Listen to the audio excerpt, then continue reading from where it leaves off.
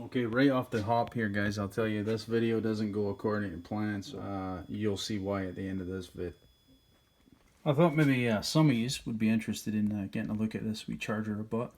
It was about 50 bucks on Amazon. So this is the Autool, not to be confused with the Autel, but the Autool BT380. And it's basically provides you with some diagnostic capacity, limited as it may be.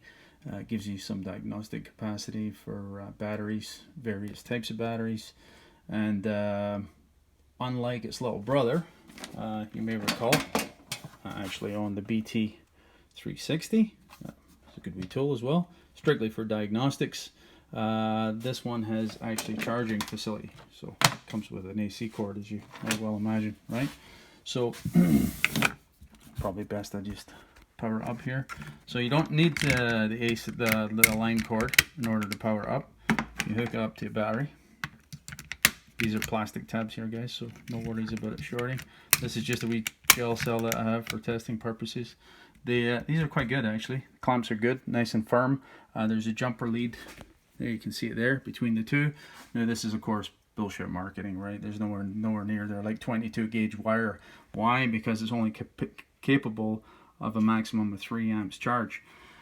Now I have the old school charger here if I need some quick charging capacity. The reason I bought this actually is I intentionally wanted a low charge capacity for the sake of my AGM battery in my Prius. Those things are fickle, man, and they're easily damaged, so I wanted just a very low charge capacity, and I had a $50 bill burning a hole in my pocket. So in spite of the fact that I have diagnostic capacity there and charge capacity here, I bought this, right? And it's actually seems quite well made. I like the display. It seems durable enough, the wee case. Yeah, a wee bit plasticky on the cables, but the business end is all right, you know. So a couple of different modes. It has charging capacity, as I just spoke of, right? I'll just scroll through here. It has a battery test facility. Again, I'll hook it up to the car here, and we'll actually maybe use it in a somewhat real world scenario, because this is my boy's car. It sits dormant all winter basically. It starts a couple of times, so its battery will definitely appreciate a charge. It has a cranking test and a charging test, and various languages. I'll try and stick to English. I can barely speak that.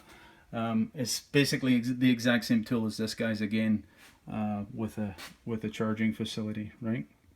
So you don't need the line cord hooked up, as you can see. So long as it's got the 12 volt-ish DC supply, it will actually power up. Okay, so at the car, as I said, I've got the ground lead actually isolated. Let's hook up.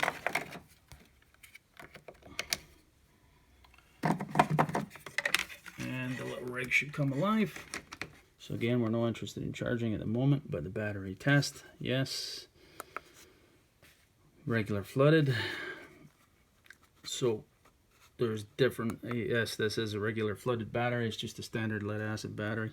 So it's asking you what mode, what standard would you like to use, yeah?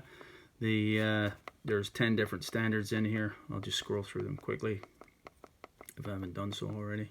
So it's cold cranking amps we're interested in. Cranking amps on this is 890, but the cold cranking amps is 725. So we'll just dial that in. Cold cranking amps, 725.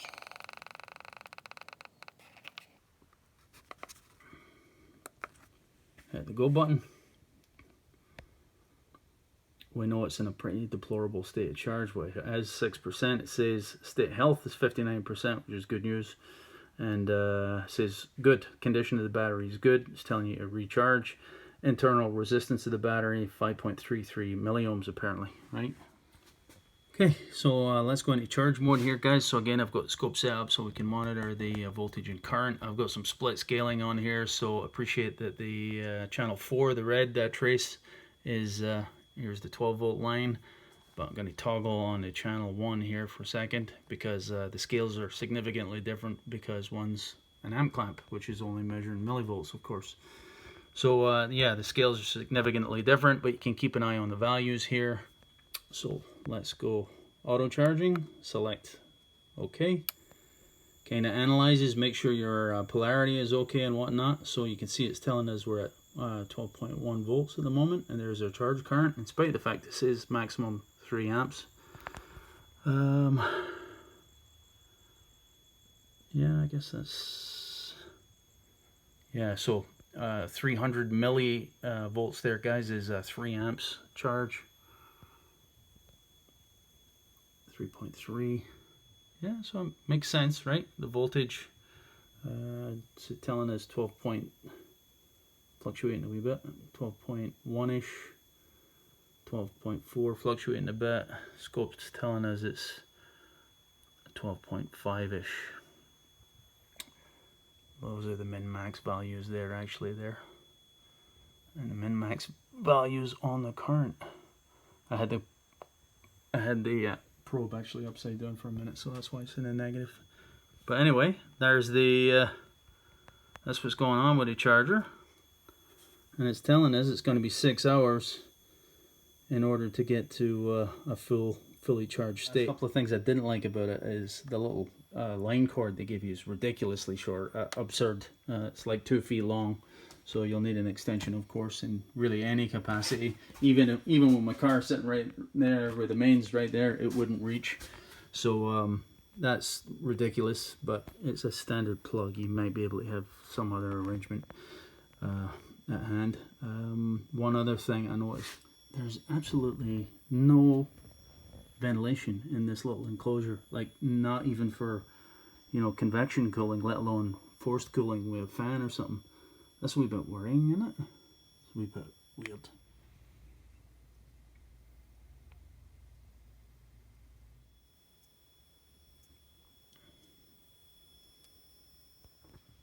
So just a couple hours into this, almost 2 hours into it, I guess. I was wondering about the discrepancy between the amperage there and the amperage on the scope here. You know, I wondered which one is actually, is there any error in the signal being introduced here, but that actually turns out to be quite accurate, right? So 2.7 amps is in fact closer to reality. That's quite a discrepancy. So if you're hypersensitive about the accuracy of the instrument, that's no really cricket, is it? Right, what's current temperature on it?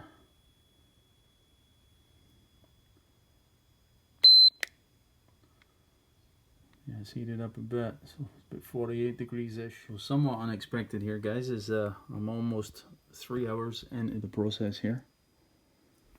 And charger's still estimating 6 hours remaining. The capacity hasn't changed from the initial 20%. And the charge current is roughly the same. And the voltage has gone up almost to full volt.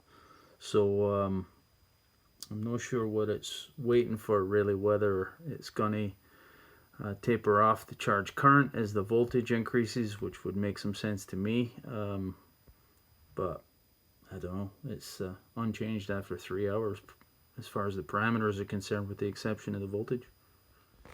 Right, so it is over 5 hours I'm into the charge process here, guys, and it's still saying 6 hours are remaining. The capacity has not changed at all from 20%, and as I said earlier in the clip here, although the display is showing well, you can see it's just under 4 amps there at times, I am only measuring a nominal charge rate of about 2.7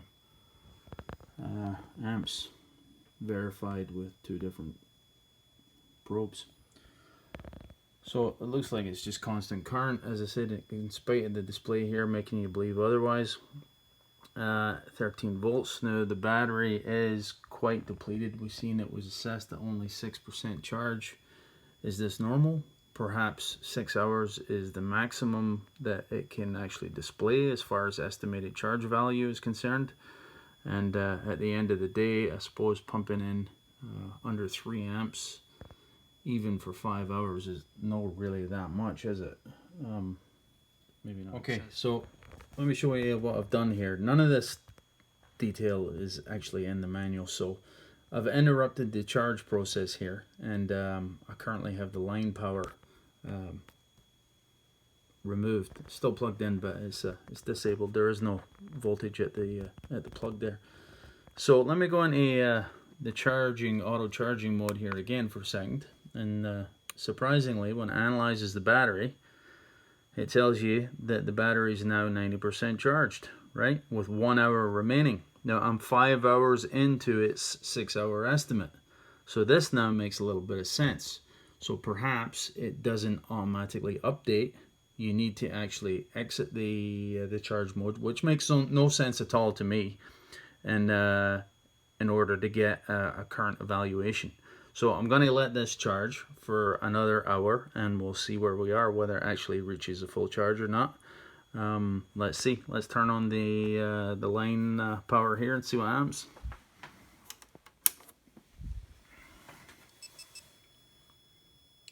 Then it goes back to the charged and remain 6 hours. That makes no sense, right? That makes absolutely no sense at all.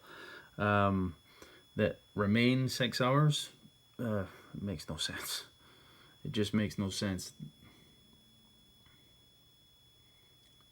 But it is, as I said, 5 hours into its 6 hour charge, and it is showing with the power disabled on the charger, it does show you the battery's at 90% capacity. So I don't know. That's weird. Is this an anomaly with the charger? Is it just this? Is this how they all work out there? I don't know. The manual is extremely scant on details, as I said, or maybe I did, but I expected this obviously to clock down and the charge status to climb, you know, without actually removing the power. That's not good. Anyway, we'll see what happens. Well, that's it. I've exhausted my patience with this. After another couple of hours of frustration, I give up. I can't get it to function. I don't have any faith in this product. So that's it, boys. No happy ending on this one. But if you think it's for you and you choose to buy it, I hope you meet with better success than I did. I may or may not get a replacement one. I don't know. We'll see. That's it. Cheers.